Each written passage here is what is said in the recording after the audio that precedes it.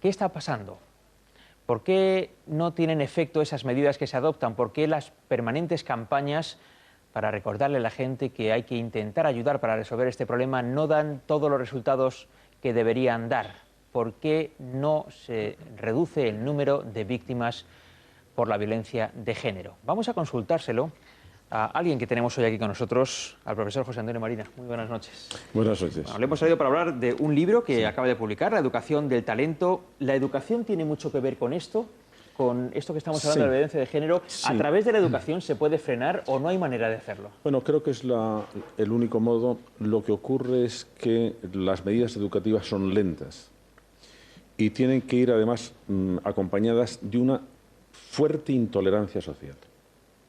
Pero en este momento estamos presenciando un tipo de machismo especial que de alguna forma responde al éxito que están teniendo algunas medidas.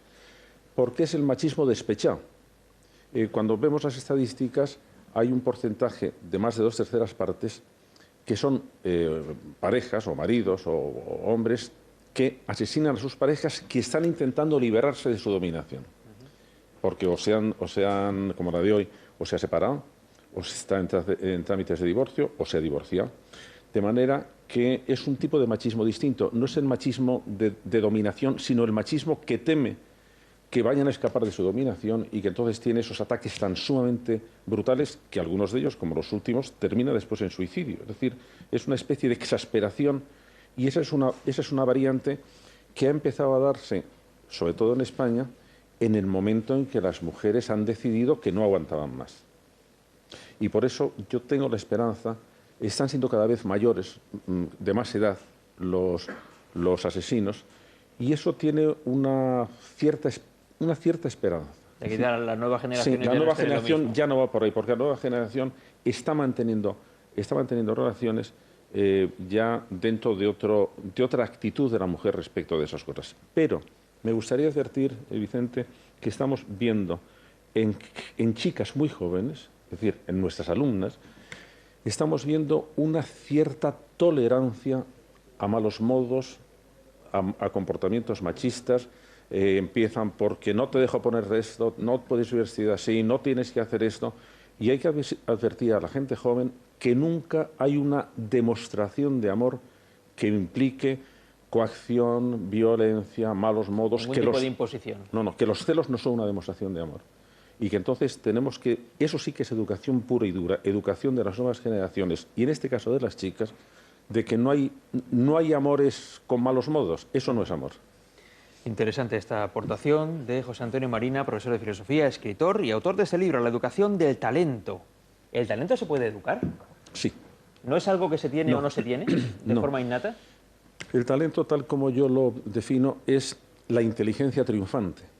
Es decir, la inteligencia que sabe enfrentarse con los problemas, que sabe movilizar las energías que cada uno tiene. Le voy a poner el mismo ejemplo que pongo a mis alumnos más jovencitos. La inteligencia se parece mucho al juego del póker. Tanto en la vida como en el juego se nos reparten unas cartas que no podemos elegir. En la vida, cartas genéticas, cartas sociales, cartas culturales, y en el juego, pues los naipes. En ambos casos hay cartas buenas y cartas malas. Y en ambos casos es mejor tener cartas buenas que cartas malas. Y sin embargo, en ninguno de los dos gana siempre quien tiene las mejores cartas. ¿Quién gana? Quien sabe jugar mejor con las cartas que tiene. Eso es el talento. Y eso es lo que tenemos que hacer mediante la educación. ¿Y ese talento no se tiene o se carece de él en función de, no sé, cuestiones genéticas, que se nace con ello? No. En la inteligencia, todos los estudios que tenemos más serios acerca del componente genético de la inteligencia, que son los estudios que se hacen con gemelos educados en ambientes distintos, porque entonces se puede ver que en la variación se puede ver que se explica por la presión genética y se explica por la pedida educativa. Los genes no explican más del 50% de la inteligencia de una persona. Y eso da mucho de sí. Es decir, el otro 50% da mucho de sí en niños que nacen sanos. Es decir, porque hay niños que, por desgracia, nacen con algunas dificultades o con algunas limitaciones, pero un niño sano, el potencial de su inteligencia es absolutamente fabuloso. Lo que pasa es que tenemos que saber cómo desarrollarlo. Claro, ese es el problema. ¿Realmente la sociedad sabe sacar de las capacidades de los niños lo mejor? No, no, y esa es la nueva frontera educativa. Porque tenga en cuenta que cuando hablamos de educación o de problemas educativos nos fijamos solo en la escuela. Esto es anterior. Es decir, vamos a ver, ¿qué inteligencia debemos educar? ¿Para qué? Pues para un mundo que no sabemos muy bien cómo va a ser. Las herramientas con que van a trabajar, no solo las herramientas físicas, sino las herramientas mentales con que van a trabajar los niños que en este momento están en la escuela, no se han inventado todavía. Y entonces lo que debemos hacer es desarrollar un tipo de inteligencia muy flexible, con mucha capacidad de aprender, muy rápida, con un apoyo afectivo fuerte, porque se van a tener que enfrentar a problemas, y los problemas, como decía Gracián, de nada vale que el entendimiento se adelante si el corazón se queda. ¿Eso significa cambiar de una manera muy sustancial el sistema educativo que tenemos en España, por ejemplo? Yo creo que sí, no en la estructura, sino que nos demos cuenta de que tenemos muchos recursos, sabemos muchas cosas. Lo que yo estoy intentando explicar a padres y a docentes y al resto de la sociedad, pero digo esto porque no es un libro de alta, es un libro muy fundamentado en la ciencia que se está haciendo ahora, en la neurociencia, pero sin embargo explicado de una manera muy práctica, que son cosas muy elementales. Por ejemplo, ¿qué queremos que sean los niños? ¿Valientes o cobardes? Valientes. ¿Optimistas o pesimistas? Optimistas. ¿Vulnerables o seguros? Pues seguros. Todas esas cosas sabemos ahora que se aprenden, y además sabemos en qué momento del desarrollo se aprende. ¿Por qué no vamos a aprovechar esos conocimientos para ponérselos a disposición de los padres, de los educadores, y que los niños y las niñas sean los beneficiarios?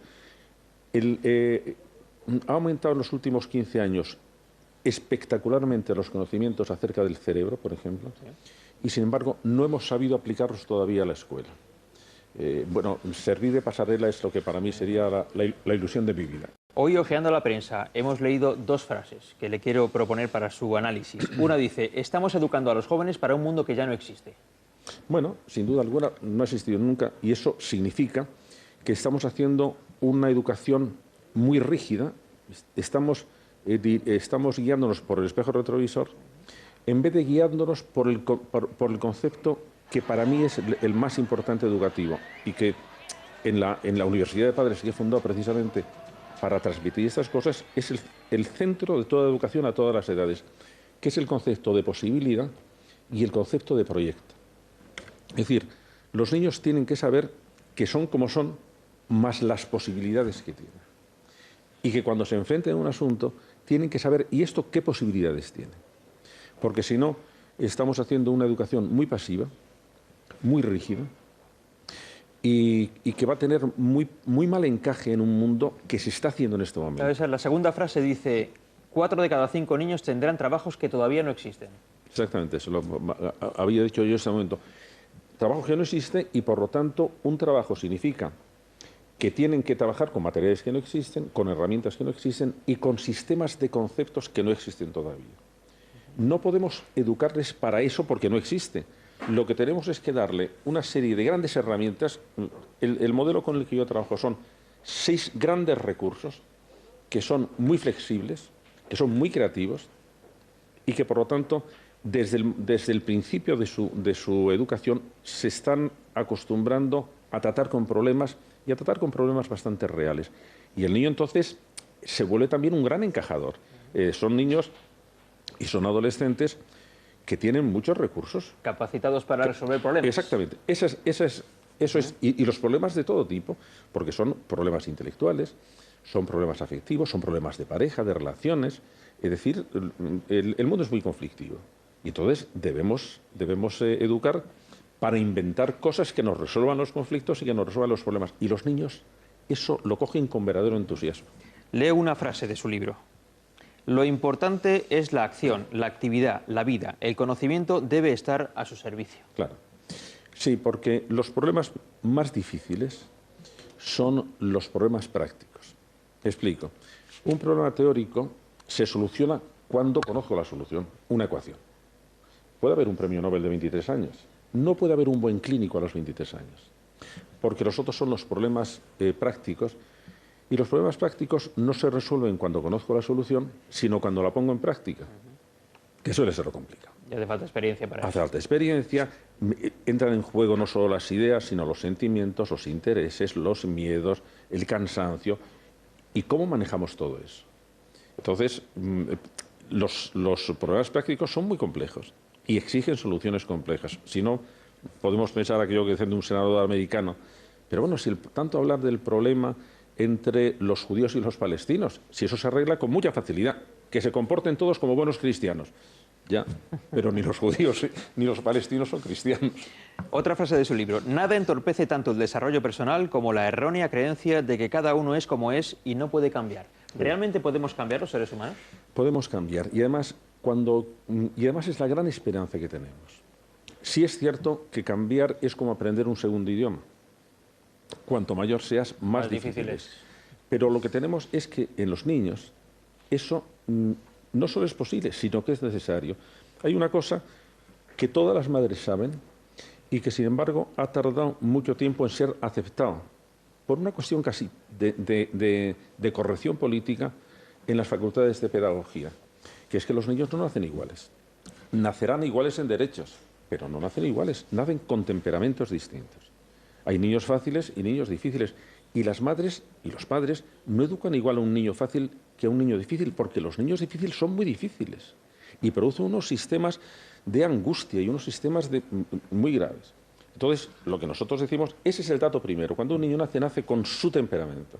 Durante los 2 años y medio, la función principal de la educación es a ver cómo conseguimos un good fitness, un buen ajuste de ese temperamento para que no le dé demasiada lata al niño en el resto de su vida. Usted ha creado una escuela de padres y seguramente más de uno le habrá dicho qué difícil es esto. Sí, y yo creo que el éxito que ha tenido esta iniciativa, en este momento tenemos 2.100 alumnos de padres con hijos de 0 a 16 años, más otras 15.000 personas que ya no tenían plaza y que, bueno, utilizan nuestros materiales. Yo invito a todos nuestros espectadores que entren, porque además es gratuito, www.universidadepadres.es, porque tenemos que movilizar a la gente, porque además, si conseguimos una especie de masa crítica de personas claramente entusiasmadas por la religión, por la educación, si nos quitamos de encima ese discurso dramático que hay ahora de la educación, que todo es fatal,